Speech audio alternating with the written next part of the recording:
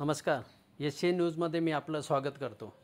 असं म्हटलं जातं की प्रेम आंधळं असतं, परंतु ह्या प्रेमामध्ये अखंड बुडालेल्या एखाद्या व्यक्तीला काय मनस्ताप सहन करावा लागतो अशी एक घटना नुकतीच उघडकीस आलेली आहे.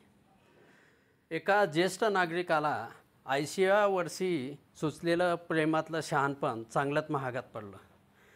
शावीच्या नावाखाली सायबर चोरट्यांकडून संबंधित 80 वर्षीय ज्येष्ठ नागरिकाला तब्बल 9 कोटी रुपयांना आपल्याला गमवावं लागलं. सत्य कळताच संबंधित ज्येष्ठ नागरिकाच्या पायाखालची जमीनच सरकली. वयाच्या 80व्या वर्षी ह्या ज्येष्ठ नागरिकाला ऑनलाईन प्रेम चांगलेच महागात पडले.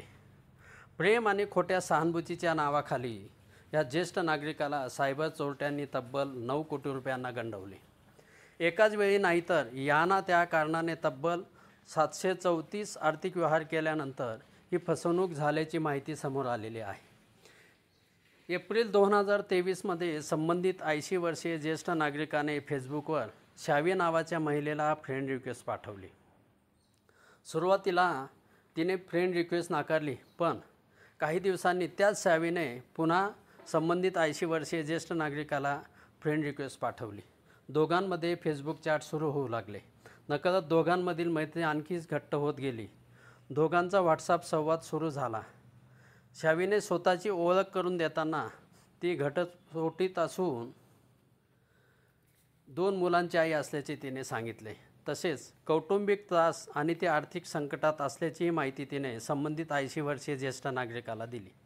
कालांतराने वेगवेगळी कारणे देत संबंधित महिलेने या 80 वर्षीय ज्येष्ठ नागरिकाकडून पैसे उकळण्यास सुरुवात केली. दोघांमधील अश्लील चॅटचा गैरफायदा घेऊन कालांतराने संबंधित ज्येष्ठ नागरिकाला धमकावून त्याच्याकडून टप्प्याटप्प्याने 9 कोटी रुपये उकळण्यात आले.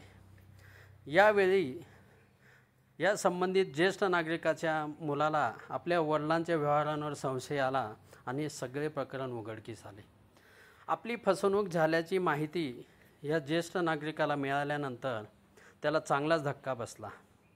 जुलै 2025मध्ये ह्या प्रकरणी सायबर पोलिसांमध्ये या संदर्भात गुन्हा दाखल करून तपासाला सुरुवात झाली.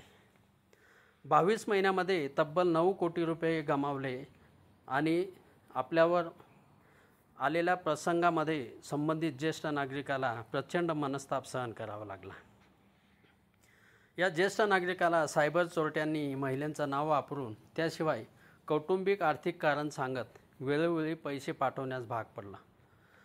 सायबर चोरट्यांनी महिलेचं नाव वापरून ज्या बँकेच्या खात्यांमध्ये माहिती पाठवली त्या खात्यावर संबंधित व्यक्तीने पैसेही पाठवले. जवळपास 22 महिने हा सर्व प्रकार सुरू होता. या 22 महिन्यामध्ये तब्बल 734 व्यवहारांद्वारे ही रक्कम सायबर चोरट्यांनी लुटून नेली. अखेर पैसे संपताच संबंधित ज्येष्ठ नागरिकाने आपल्या मुलाकडे पैसे मागितले. मात्र मुलानं वडिलांकडे 9 कोटी रुपये होते, पण ते पैसे का मागत आहेत असं विचारलं असता ज्येष्ठ नागरिकाने घडलेली सर्व घटना आपल्या मुलाला सांगितली. त्यानंतर मुंबईतील सायबर पोलिसांकडे या संदर्भात तक्रार दाखल करण्यात आली. ऑनलाईन प्लॅटफॉर्मचा वापर करताना नागरिकांनी सतर्क राहणं आवश्यक आहे. सोशल मीडिया वापरताना अनोळखी व्यक्तींच्या फ्रेंड रिक्वेस्ट देखील स्वीकारू नये आणि या संदर्भात जर कुठे फसवणूक होत असल्याचे लक्षात आले तर पोलिसांशी तातडीने संपर्क साधावा असेही पोलिसांतर्फे आवाहन करण्यात येत आहे. नाशिकच्या Jaishankar Vijayangan senior citizen club आणि एशियन न्यूज चॅनलतर्फे गेल्या अनेक महिन्यांपासून या संदर्भात जनजागृती मोहीम हाती घेण्यात आलेली आहे. अनेक ठिकाणी ज्येष्ठ नागरिकांच्या वयाचा आणि त्यांच्या एकटेपणाचा गैरफायदा घेत सायबर चोरट्यांकडून त्यांची फसवणूक झाल्याचे अनेक ठिकाणी प्रकार घडलेले आहेत. पुन्हा एकदा एशियन न्यूज चॅनल आणि जयशंकर विजयांगण सिनियर सिटीजनतर्फे ज्येष्ठ नागरिकांना आवाहन करण्यात येते की अशा ऑनलाईन व्यवहारांमध्ये किंवा सायबर चोरट्यांकडून जर आपली फसवणूक होत असेल तर तातडीने आपल्या जवळच्या पोलीस स्टेशनशी संपर्क साधावा, जेणेकरून पुढील अनर्थ टळण्यास मदत होईल. या संदर्भात भेटूया पुढील आणखी एका वेगळ्या विषयावर. तोपर्यंत धन्यवाद.